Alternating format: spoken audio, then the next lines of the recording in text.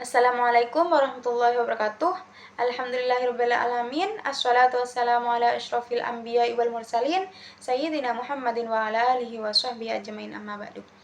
Yang saya muliakan pengasuh Pondok Pesantren Zainul Hasan Genggong, yakni Kiai Haji Muhammad Hasan Mutawakkil Allah SHMM, dan yang saya muliakan Rektor Universitas Islam Zainul Hasan Genggong, yakni Dr. Abdul Aziz Wahab BAMAG, dan yang saya hormati Dekan Fakultas Tadris Umum, yakni Ibu Wahyu Lestari MPD, dan yang saya hormati Kaprodi Tadris Ilmu Pengetahuan Sosial, yakni Bapak Babul Bahrudin MPD, dan yang saya hormati selaku dosen pengampu mata kuliah Sejarah Dunia, yakni Ibu Nining Winarsi MPD. Nah, baik, di sini kita akan membahas tentang Perang Teluk I dan Perang Teluk II. Nah, yang pertama adalah latar belakang terjadinya Perang Teluk I. Nah, Perang Teluk I ini atau yang sering disebut sebagai Perang Irak dan Iran ini berlangsung dari tahun 1980 hingga 1988 dan menjadi salah satu konflik yang paling berdarah di Timur Tengah pada abad ke-20. Nah, latar belakang perang ini meliputi beberapa faktor penting. Nah, yang pertama adalah terdapat persaingan politik dan ideologi antara kedua negara tersebut, terutama setelah Revolusi Islam Iran pada tahun 1979 yang menggulingkan Syekh Muhammad Reza Pahlavi dan mendirikan Republik Islam di bawah Ayatullah Khomeini. Nah, revolusi tersebut ini membawa pengaruh besar di kawasannya, khususnya di kalangan komunitas Syiah.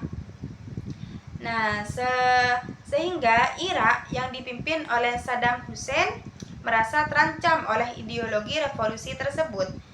Nah, Saddam juga memiliki cita-cita untuk menjadi Irak sebagai kekuatan dominan di Timur Tengah dan memandang Iran yang sedang lemah pasca revolusi sebagai peluang untuk memperluas pengaruhnya tersebut.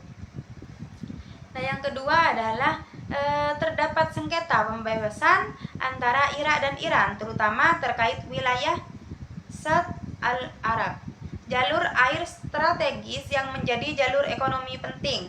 Nah, Saddam Hussein menganggap perjanjian Algiers tahun 1975 yang mengatur pembatasan tersebut merugikan Irak dan berupaya untuk membatalkannya.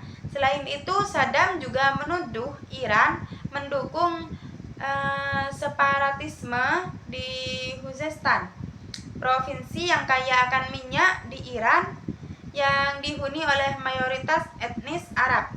Nah, yang ketiga, perang ini juga dipengaruhi oleh dukungan eksternal, di mana banyak negara Barat dan Arab mendukung Irak sebagai upaya menyeimbangkan kekuatan terhadap Iran yang anti-Barat seperti itu. Nah, dalam konteks Perang Dingin, konflik ini juga menjadi medan perebutan pengaruh antara blok Barat dan Uni Soviet. Nah, yang selanjutnya adalah Perang Teluk II. Nah, Perang Teluk II ini terjadi pada tahun 1990 sampai 1991 antara Irak dan Kuwait. Yang Kuwait ini merupakan sebuah negara kecil di wilayah teluk yang menyimpan sumber daya alam yang sangat berharga, yaitu minyak. Nah, wilayah Kuwait yang kaya minyak ini merupakan komoditas utama di kawasan Timur Tengah. Minyak memiliki peran penting sebagai bahan bakar dan menjadi faktor utama dalam periode industri pada waktu itu. Nah, invasi yang dilancarkan oleh Irak ke Kuwait ini tidak terjadi begitu saja, melainkan ada beberapa faktor yang mendasari. Terdapat 4 faktor yang menjadi pendorong bagi Irak untuk menyerang dan menguasai Kuwait. Faktor-faktor tersebut adalah sejarah, ekonomi, ambisi Saddam Hussein sebagai pemimpin Irak, dan keinginan Irak untuk menguasai ladang minyak. Nah, Perang Teluk II ini yang terjadi sering disebut sebagai Perang Teluk Persia atau Operasi Badai Gurun.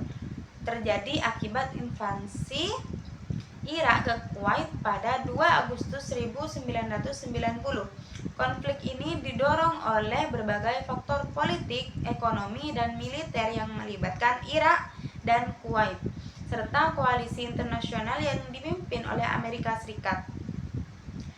Nah, setelah perang Irak dan Iran berakhir pada tahun 1988, Irak menghadapi krisis ekonomi yang parah akibat tingginya utang yang mencapai lebih dari 80 miliar, terutama kepada negara-negara teluk seperti Kuwait dan Arab Saudi. Nah, maka dari itu Irak ini ingin melunasi hutang tanpa membayar. Maka dari itu Irak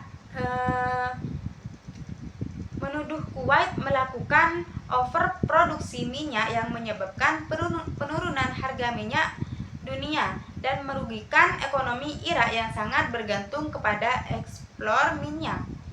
Nah, Saddam juga mengklaim bahwa Kuwait secara ilegal mengambil minyak dari ladang minyak Irak di wilayah Rumaila melalui teknik pengeboran miring seperti itu.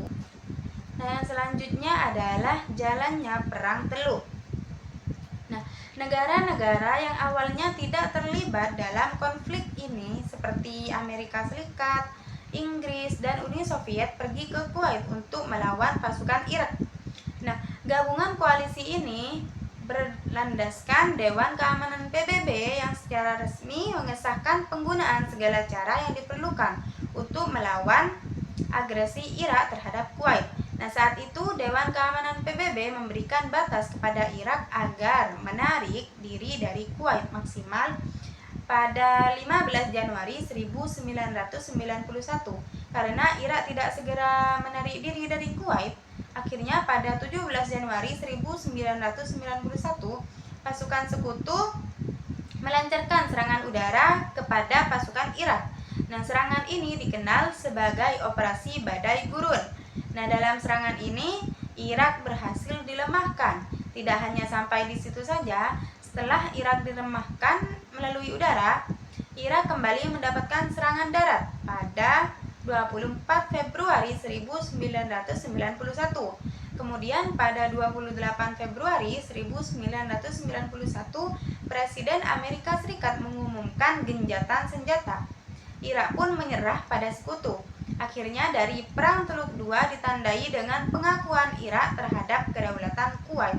Selain itu, Irak juga harus menyingkirkan senjata pemusnah massal tersebut, senjata nuklir dan kimia yang selama ini dilakukan dan digunakan Irak untuk berperang melawan Iran dan Kuwait.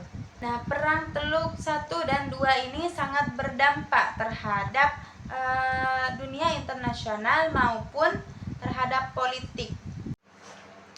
Baik, sekian presentasi dari saya. Kurang lebihnya mohon maaf. Wassalamualaikum warahmatullahi wabarakatuh.